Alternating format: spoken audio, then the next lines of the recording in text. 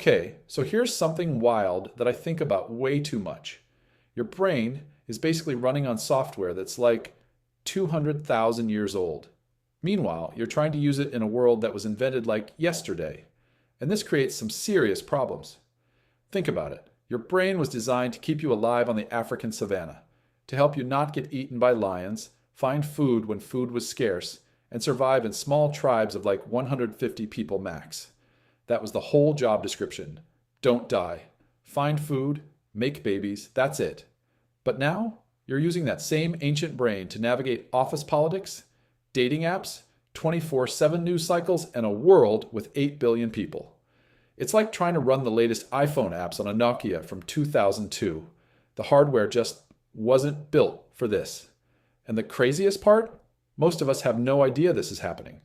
We think our anxieties, our cravings, our weird behaviors, we think that's just us.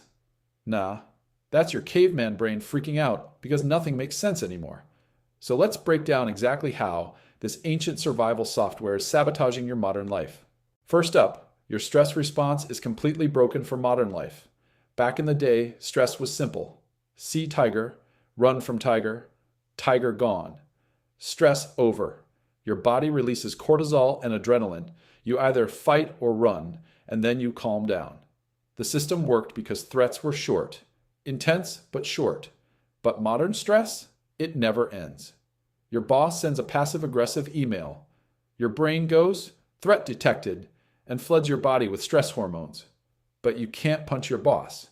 You can't run away. You just sit there, stewing in cortisol. Then you check your bank account. More stress hormones. Then you scroll the news. More stress. Then you remember that awkward thing you said 3 years ago. More stress. Your caveman brain can't tell the difference between there's a lion trying to eat you and Karen from accounting CC'd your manager on that email. To your amygdala, it's the same threat level.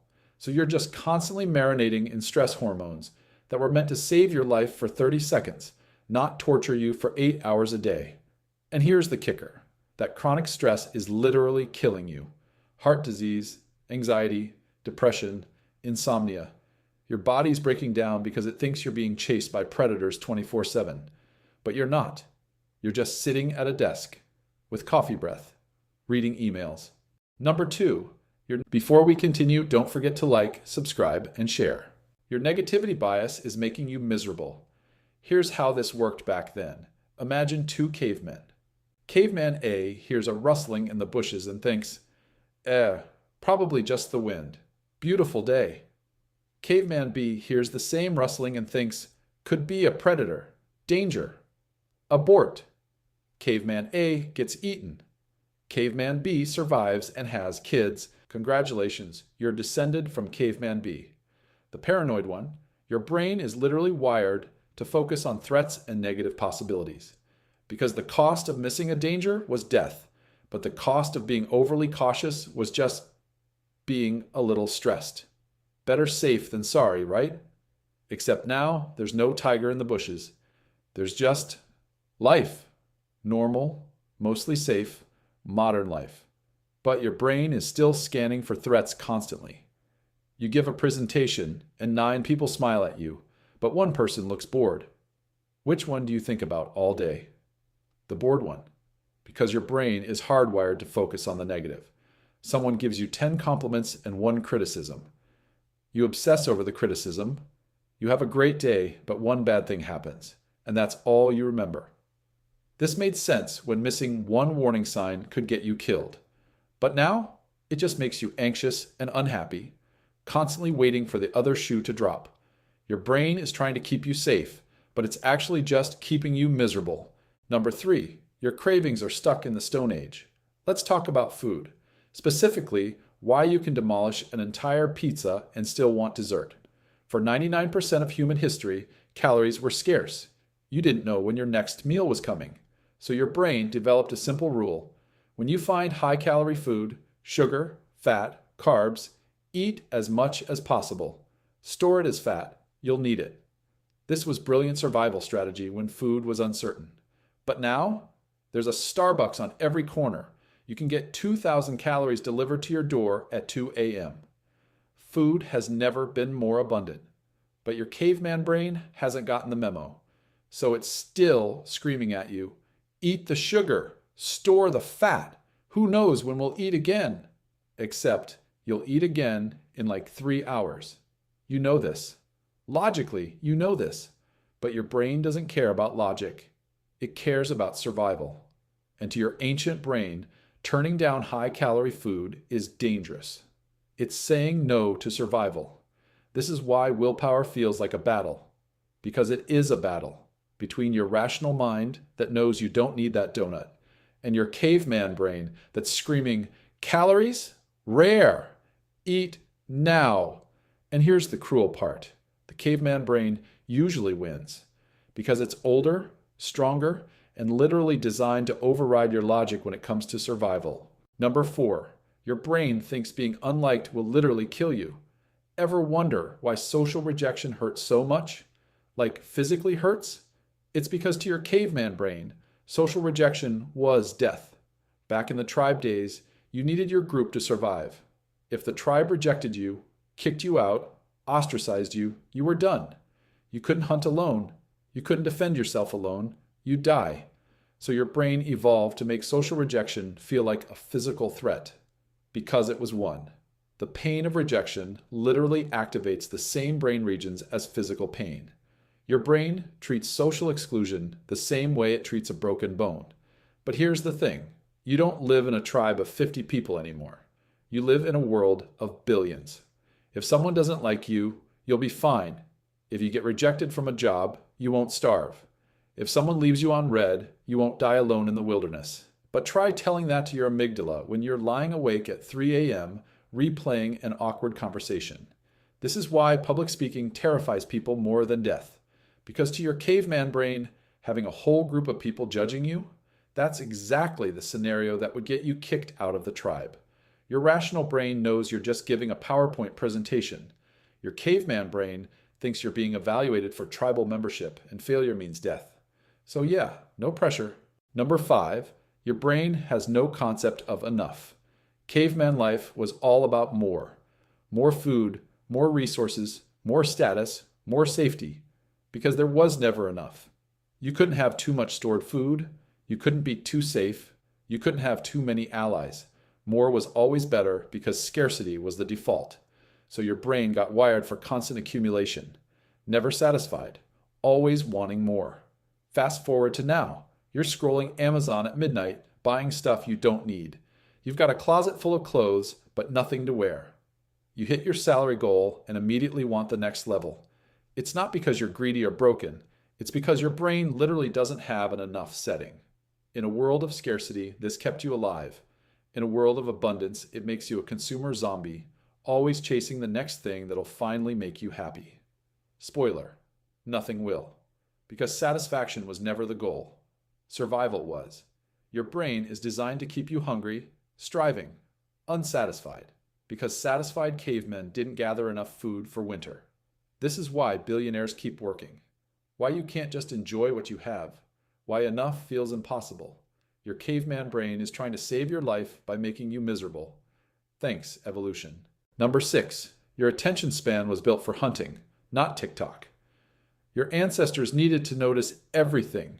That movement in the grass, that unusual sound, that person acting weird, constant scanning, constant vigilance, always ready to shift attention to potential threats or opportunities.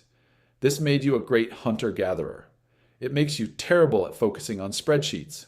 Your brain is still scanning for novelty, for threats, for anything unusual. It wants to be distracted. Because distraction kept you alive. That notification sound? Your brain goes, new information, could be important, must check. That open browser tab? Unfinished task, potential threat, must monitor. You're not lazy or broken. Your attention span is doing exactly what it was designed to do. Keep you alert to your environment, except your environment now includes infinite scroll, push notifications, and algorithmic feeds specifically designed to hijack this exact survival mechanism. Social media companies literally engineer their apps to exploit your caveman brain. They're betting millions on the fact that you can't resist novelty. And they're right. You were built to notice a snake in the grass, not to ignore 50 notifications while focusing on a Zoom call.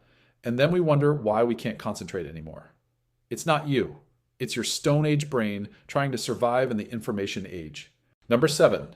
Your brain thinks in tribes, but you live in a global village. Humans evolved in groups of about 150 people, Dunbar's number. That's how many stable relationships your brain can actually handle. You knew everyone. Everyone knew you. You had clear in-group and out-group. Simple. Your brain got really good at tribal thinking. Us versus them. It was essential for survival. Your tribe protected you. Other tribes were threats. But now, you're expected to care about 8 billion people, to have nuanced opinions about global politics, to be connected to thousands of people on social media. Your brain can't handle it. So what does it do? It defaults to tribal thinking. It picks a team, political, social, whatever, and goes into protect the tribe mode. This is why politics feels like warfare now. Why people can't just disagree, they have to destroy the other side. Because to your caveman brain, the other side isn't just wrong. They're a threat to the tribe. This is why echo chambers feel so good. Why unfollowing people who disagree feels like self-care. Your brain is trying to recreate that safe, small tribe where everyone agrees and outsiders are dangerous. But the modern world needs you to understand perspectives beyond your tribe, to collaborate globally, to hold complex, nuanced views. Your brain would rather you live in a cave with 50 people who all think exactly like you. Number 8, your brain is terrible at delayed gratification. Caveman life was immediate. Hungry? Eat now. Tired? Sleep now. Threat? Run now. There was no save for retirement or invest in your future. There was just survive today. Your brain got optimized for immediate rewards because long-term planning didn't matter if you didn't survive the week. So your brain prioritizes present you over future you every single time. This is why you can't save money, why you skip the gym, why you eat the cake even though you have health goals, why you scroll instead of working on that big project. Because to your brain, present you is real, future you is theoretical. The donut is here now. The heart disease is decades away. Your brain goes with the donut. The couch is comfortable now. The regret about being out of shape is future you's problem. Your rational brain knows you should plan for the future, but your caveman brain doesn't trust that the future will even exist. This is why we're terrible at climate change, why we don't save for retirement, why we procrastinate. We're trying to make long-term decisions with a short-term brain. It's like asking a goldfish to invest in the stock market. Number 9, your brain is absolutely terrified of uncertainty. In the caveman days, the unknown was dangerous. That unfamiliar territory could have predators. That strange food could be poison. That new tribe could be hostile. Known equals safe. Unknown equals potential death. So your brain evolved to hate uncertainty, to crave routine, familiarity, predictability.